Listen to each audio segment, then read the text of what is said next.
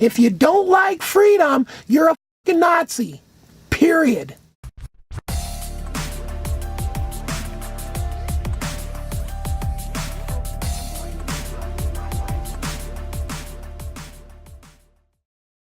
You know, I had a lot of interactions with my probation officer over the course of 6 years, which started off with him giving me a pass on those charges, and I honestly feel that because there's a difference between feeling something and thinking something. So I honestly both feel and think that the reason why is because they honestly were just waiting to nab me on some other thing. Per that explanation where I explained how I'd be doing a Freedom of Information Act on myself because I told just all these just crazy stories to all these suspected snitches in prison. So what the feds think I'm thinking, if these guys are actually snitches, is, like I said before, like I'm some James Bond level villain, you know, international villain, you know, because I have an amazing imagination, and with these douchebag snitches was entertainment to me.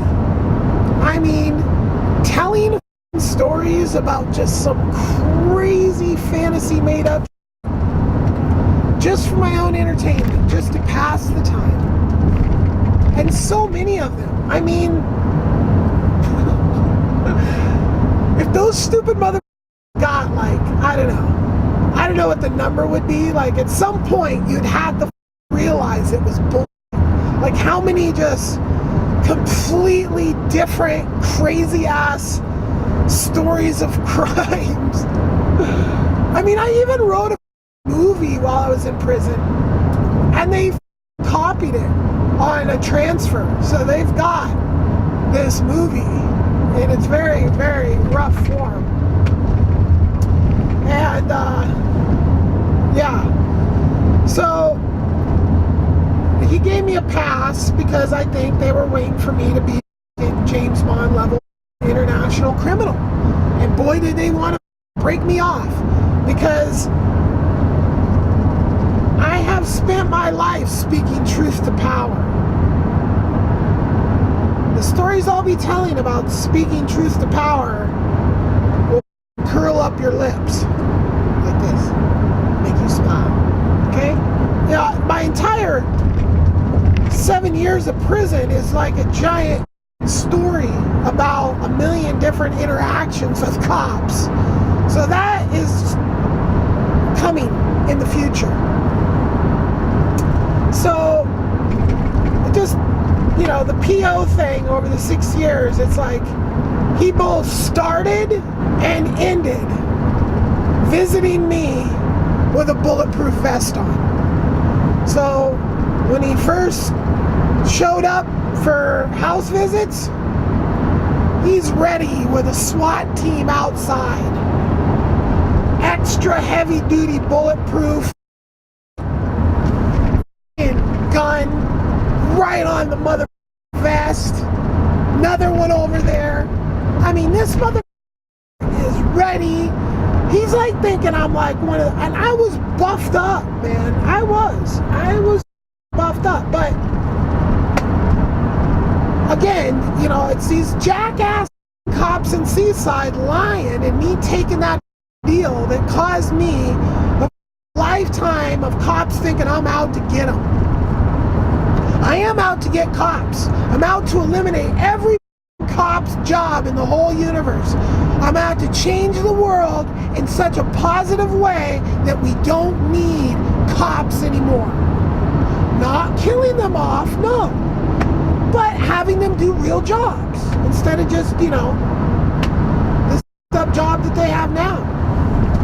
And real jobs, there's my explanation of what is and what isn't a real job, and the resource-based economy explanation. So I didn't get in any more trouble the whole time I was on probation. Had I, I'd been FUBAR. So what caused him to show up was this jackass alarm company, Portland Alarm Company. Didn't do their job and ended up in my name being run through some kind of where all of a sudden I've got the authorities or the alarm company contacting the authorities and giving them my name, and then they're getting through to the feds, and then the feds, and doing a basically like a warrantless search. They didn't have a warrant, but I was on probation, so they can do whatever they want. Well, guy, he came back with a search warrant, or no, he didn't have a search warrant. He came with the bulletproof vest after years of no bulletproof vests, years of just chill, no problemo. Now he's back with a bulletproof vest, and at this was to search my studio, my video production studio, and in that video production studio there was a entire maybe even like two walls, at least one wall of what you would see like in like a gun store or a movie where somebody, their arsenal is all up on the wall, all lined out, right? And it looked cool. We used it as a set piece, and all the guns were fake. They were all airsoft or actual Hollywood style guns, which is a gun that they've taken a real gun and made it so it won't work anymore. Regardless, like it just would never shoot a bullet again without, like, I don't even know. Maybe they're so FUBAR. I mean, basically they take out certain parts and they fill it with epoxy and other parts. He comes in there and it's like, I'm like, man, I hope this mother just doesn't get freaked out and just shoot me. Like, I'm like this, like, okay, don't freak out, but in here there's a lot of prop guns that are fake guns. I want you to check every single one of them, because I don't want a SWAT team coming in here in a week looking for guns, because you can check them right now and they're all fake, right? And he opted to just, I think he grabbed, maybe he looked at a couple, grabbed them, looked at them. He grabbed the ones that were like the Hollywood style guns, inspected them, and a lot of them are plastic and pretty obviously, just looking at it from from even from here to here, not on camera, because on camera, but anyway, yeah, and that was, I think I might have had to gone in to sign some papers at the end or something. I can't remember. But, and then I really haven't had any problems, for the exception of some weird. I was trying to sue this ex-girlfriend of mine, for some money she owed me. So she first was able to lie and get a restraining order, and the damage she incurred to get that restraining order was kicking me, and by kicking me she got a scratch on the Velcro on my shorts. I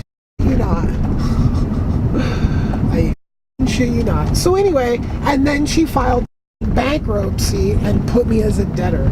So yeah, that happened. And then I was on my way to protest fascism with a piece of artwork that I had built, and I was assaulted by a ragtag group of renegade and part-time riot police and arrested. Well, apparently so in the restraining order, I literally had said, I am suing her. She is trying to block me from suing her. I want you to preserve my rights to sue her because I'll be in court with her, yada, yada, yada. The judge puts that in the restraining order. I go to her bankruptcy hearing, and she goes and lies and files. Well, she wasn't lying. She just didn't tell him that I was okay to be there. She says, oh, he showed up to my hearing. He walked into a room. I walked into the room she was in, saw her, turned around, walked out. That was it. That's not a violation. It was legal to be there. She went in, and I did not know that she had gone in. So I had a warrant out for my arrest for like 2 years or something, right? Over 2 years. Without even knowing it. And the cops know where the I live. I'm going to this protest. These cops assault me. They fucking... I have a Trump head on a pole. It says traitor, right? And it's all bloody. I mean, I really put some work into this thing. I had a warrant. So they keep me in there. All that nothing. No charges, nothing. But the most amazing thing that ever happened to me in jail happened to me then. This kid that I had never met before in my life bailed me out. I didn't know anybody's number. I didn't have $1,000 cash on me, and they don't take debit cards. So I was stuck in jail. My cats needed to get meds, and I had my phone was in their property, but would they let me access it to get numbers? No, they don't give a That's the system. It is sociopathic. They don't give a about your life, period, right? And it was all bullshit. I was being detained for nothing. I was assaulted by cops. I was robbed again. They stole my again. Yeah. So, walking down the sidewalk, totally illegal. Called my sign a weapon. You call anything a weapon, and Nazis, this is what Nazis do. Nazis call it a weapon, and then they assault you, and then they steal your. That's the definition of a Nazi, okay? Stay the out of people's goddamn lives. Get the somebody's walking down the street. You're so scared that they could do something. Well, guess what? That's called freedom. If you don't like freedom, you're a Nazi. Period.